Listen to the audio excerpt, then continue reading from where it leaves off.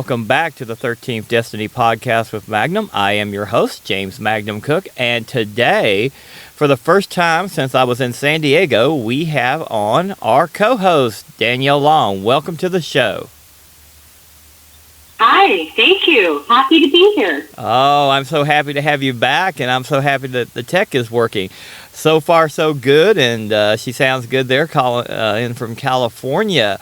So this is going to be an awesome show. This will be our first show together since, like I said, I was in San Diego. Are you looking pretty excited to be back on, Danielle, as you said? Yes, I am very. What was the number, the podcast number that we were on before? You know, I don't remember. Do you remember? I don't remember exactly. I wish I'd have looked that up before I got. Oh man, I probably should have looked that up before we got on. But it's been it's been a little ways back. That was back in 2021. Back towards the beginning, right? Yeah, it was back in the first season. It was in the first season that you were on. And we were going to originally just do West Coast, but now she's going to be the full co-host of the show. So she will be on a more regular basis, which is awesome. Yes. Before we get into today's show about the Oak Ridge Cemetery, I got a couple of quick advertisements that we'll talk about. One is for the Holiday Inn University Plaza Hotel in Bowling Green, Kentucky. That's at 1021 Wilkerson Trace, Bowling Green, Kentucky. I've been doing business with them for almost 20 years, both personal and business, through the other business that I've had for several years. And, of course, the 13th Destiny Podcast also does business with them. The second one will be for the Oak Grove. Sorry about that. I messed myself up. For the Oak Grove Gaming and Racing Facility over there in Oak Grove, Kentucky. Great people. I've been over there several times. Really like them over there. The premier gaming facility in the state of Kentucky. So anyway, that's out of the way. And now let's get into talking about the Oak Ridge Cemetery that I visited yesterday in Poplar Bluff. So, Danielle, what do you think about the Oak Ridge Cemetery? What do I think about it? Yeah, what do you think about it? I heard it was pretty haunted. Yeah, that's what it's supposed to be. It's supposed to be like the most haunted place in Poplar Bluff, Missouri. I felt some negative energy when I was there. Oh, by the way, Danielle actually called me, and this is kind of the funny part of this story. Danielle called me just as I was turning into the cemetery yesterday. Or no, I'm sorry. Or was it Saturday? Oh, it was Saturday night, wasn't it? I know, right? It was Saturday night. Sorry about that. It was Saturday. Just a little bit before dark. What kind of disappoints me is about that is that they only allow you to stay in until 6 o'clock now. But I'm not sure what the reasoning in it. Obviously, there was no one around to touch base with on that. But I will tell you this. Now, I've had this where I've been able to feel like negative energy for a long time. It usually happens with friends or people who have been murdered. As many people out here know, I've lost some people to murder. And this particular caretaker was murdered. Now, I have no connection personally, but I will tell you this. I did feel negative energy, and I did talk to Danielle about that on the phone. I'm not real sure, maybe because I didn't... Are you going to give the background story? Oh, yeah, I'm going to give the background story. Okay. So, anyway, I guess I should give the background story, shouldn't I? Oh, so you see, this is why it's good to have a co-host, because you'll throw it to me and go, are you going to give the background story? So, anyway, the background story of this cemetery, and it goes back to, like, the 1870s, but however, there was no kind of paranormal activity, haunting, or anything like that until after in the 40s when this caretaker, the female caretaker who took care of the location and was really, really good at her job for modifications because grave robbing was really bad back then. I'd mentioned this a little bit on the previous episode, but not enough to give you this whole story. So anyway, after doing are you still with me? Danielle, we lost Danielle. So anyway, it was acting like it kicked out. I'm here. I was like, sorry about that. I'm here. Danielle is still with us. Okay, awesome. So anyway, she was doing an evening patrol, had just returned, and 2 men had come in and just basically beat her up and battered her body, murdered her, and then they buried her in a pauper's grave on the cemetery, really with no markings. I mean, there's like a little unmarked kind of, and I had to kind of hunt for it, but I found it when I was there, and it did match up and everything, and I did make sure I was in the right cemetery because they've made some changes from some of the pictures that are on the internet. But anyway, so that's the kind of the part of the backstory there where she was murdered, and then they said that the haunting started after she was buried on the cemetery grounds, and she used to carry a lantern and stuff. People would say that they would see her carrying the lantern, her figure and stuff, and still see it at night. Then there also been a lot of reports of voices and stuff from the cemetery. Now, the only problem, which I mentioned this to Danielle when I was on the phone with her on Saturday when I was in the cemetery, the only problem with that today is that I would see is that there would be a lot of voices because there is a lot of residential stuff around there, and I don't know that you could, unless it was really late, and you could really distinguish that that's not someone just talking from one of the resident. I mean, they're practically on top of the cemetery. And there's a wooden gate at the back, and it's got some houses, things, older stuff. So I'm really not 100% sure about that on the voices. Now, again, I always leave the show for every cemetery to make their own decisions. But obviously, this cemetery in Kennett, Missouri, which I told Danielle yesterday, I didn't even realize this for some reason. But anyway, apparently that's also the hometown of Sheryl Crow. And I found that out yesterday. I don't know. I just didn't ever put that together. But anyway, so all this happened after she was murdered. And there's been a lot of activity there over the years. Now, I didn't stay a long time, but like I said, I did feel some negative energy there, and that to me is probably the fact that I'm able to home in on negative energy is probably maybe related to the murder, that she was murdered. I don't know. I just felt it, and it was just kind of a little eerie, to be honest with you. If she's rolling around, she's not happy. Oh, no, she's not happy at all. No. Because they literally, she really took care of that cemetery, and they literally just, buried her in that pauper's grave, and just, basically, well, you were really no good to us, even though you did all this stuff for us. I find that to be very disturbing in itself, because she, from all indication... Yeah, they could have put a headstone on it. Come on. Oh, yeah, absolutely. They didn't even put a headstone or anything on it. You would have thought that would have been something that they would have done. But they literally just threw her in that grave and just, to think that she was murdered and then to put her in that grave like that. And I just don't even get the mindset of that. Again, maybe for the time period or something, I don't know.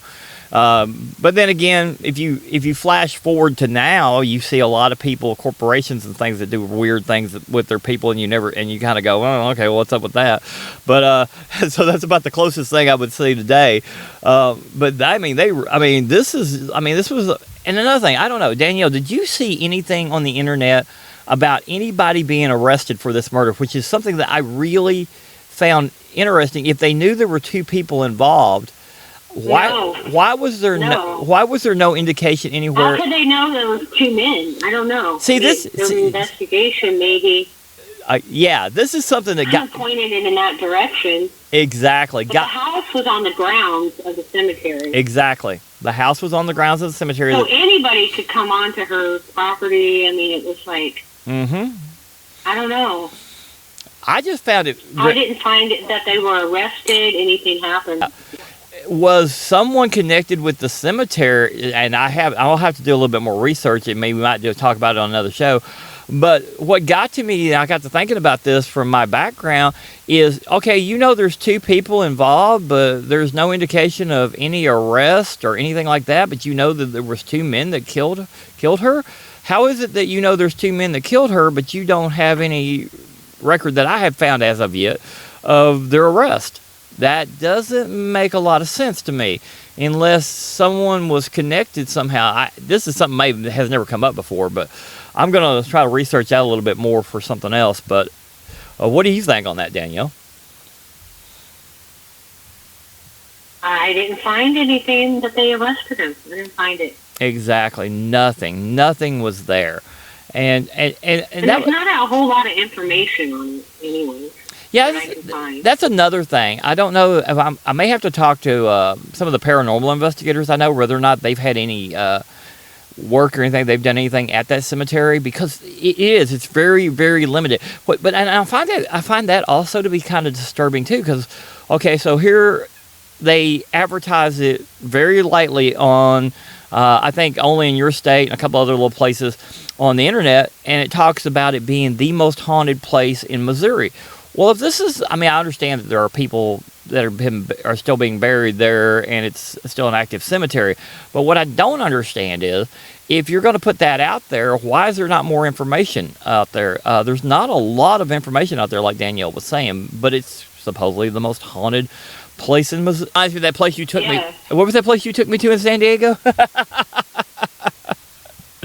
Oh, I don't remember. yeah, the haunted place in San Diego. But anyway, I can't remember off the top of my head. That's in Old Town. Yeah, Yeah, that was in Old Town. yeah, the haunted house or whatever, right? Yeah, that was. We'll have to talk about that more sometime too when we get it all together because that's kind of a tourist thing, isn't it? But I'm really surprised about this. That if this is the most haunted place in Missouri, why do you not have more out there about it? I will say that now. I will say this: Danielle didn't get to see a lot of the drive in between Poplar Bluff and Kenneth, Missouri. But the drive's a little creepy in places. I will give it that. Certainly, there's certainly some place. I Saturday night, Danielle. But it is like the first road going literally has no yellow lines on either side of the road at the moment. Don't know if they're redoing it or what. They've got these little reflectors on both sides, but there's no lines. And I was like, on my way I was going, this is something like out of a horror film. So I will say the drive out there is a little creepy if you're coming from Poplar Bluff to that area. But in Kenneth itself, Kenneth actually had some population. So I'll ask this question, Danielle. So do you think it's the most haunted place in Missouri, or what's your take on it?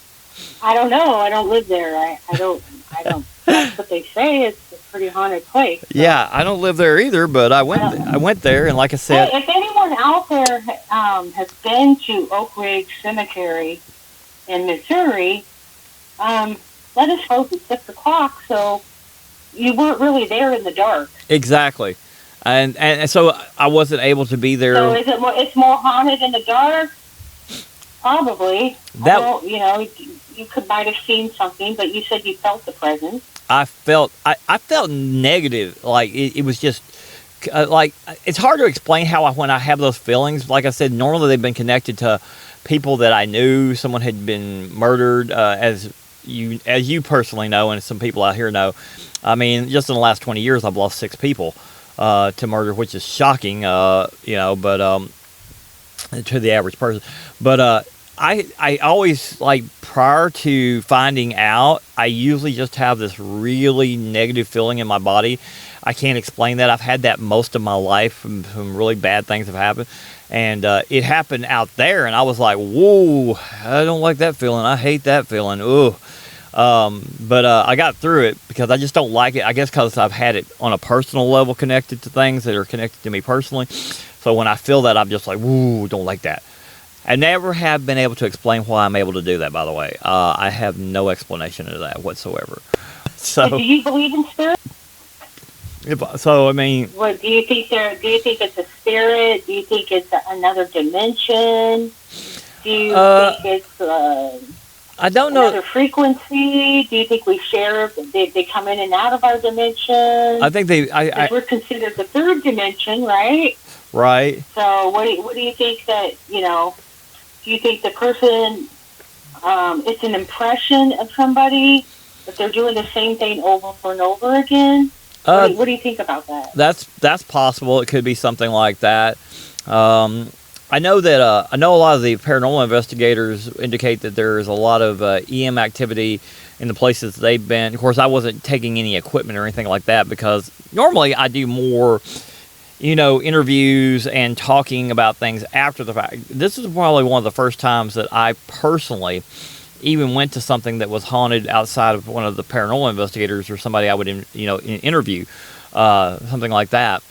So I decided to do this on my own because I was going to Poplar Bluff, and I've been up there several times, and I found out about this, and whether the EM field, the dimension, or what that is, I'm not 100% sure what that is, or what thing that got my attention while I was there. And there was one other weird thing that happened, and this does not normally happen.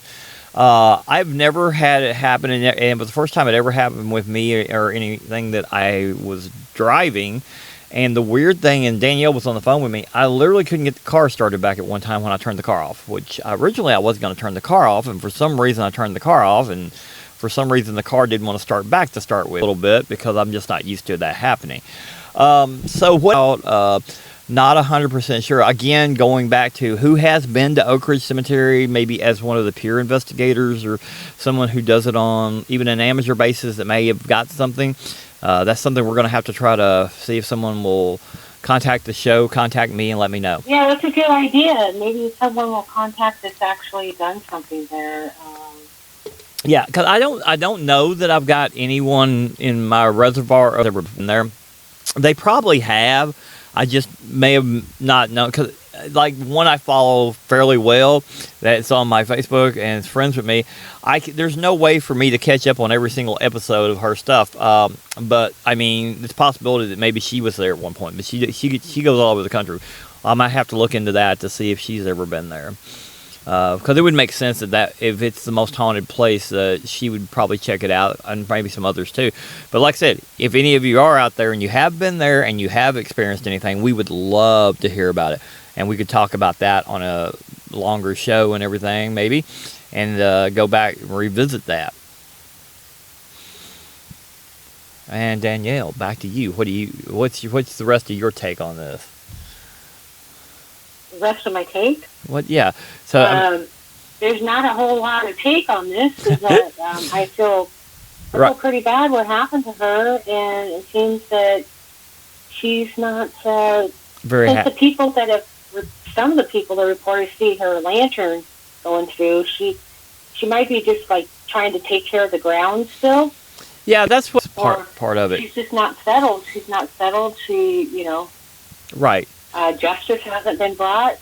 She was put in an unmarked grave. Mm-hmm. Kind of disrespectful. It is. Yeah, especially considering how much she took care of the cemetery. Yes.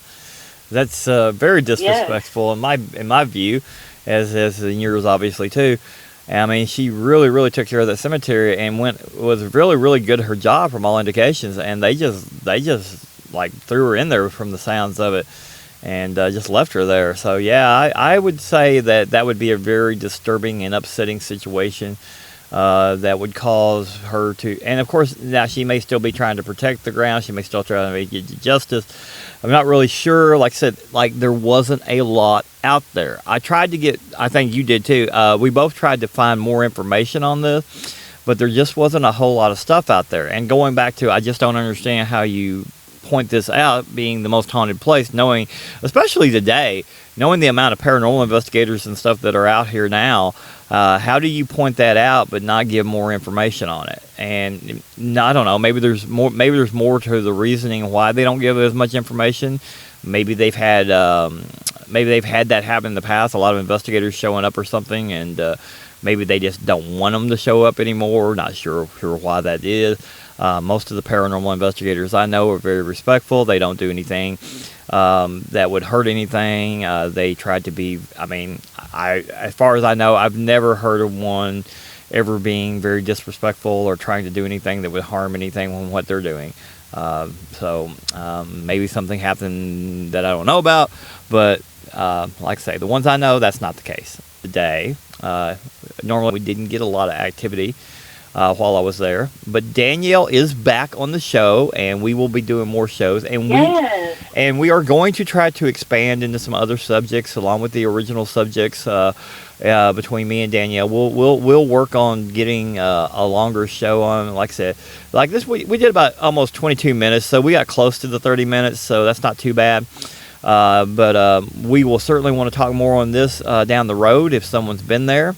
And it's been great having Danielle on from San Diego, California. And Thank you. Yeah. Thank you. I look forward to being the co-host. Absolutely. She will be co-hosting with me and be on more. And eventually, we're working towards getting something where we can do a calling with her and maybe a guest when I can't have a guest in person. So we're working towards that too. Just give us a little time. We'll get all the tech worked out. And anyway, again, thank you for being here, Danielle. And thank you for and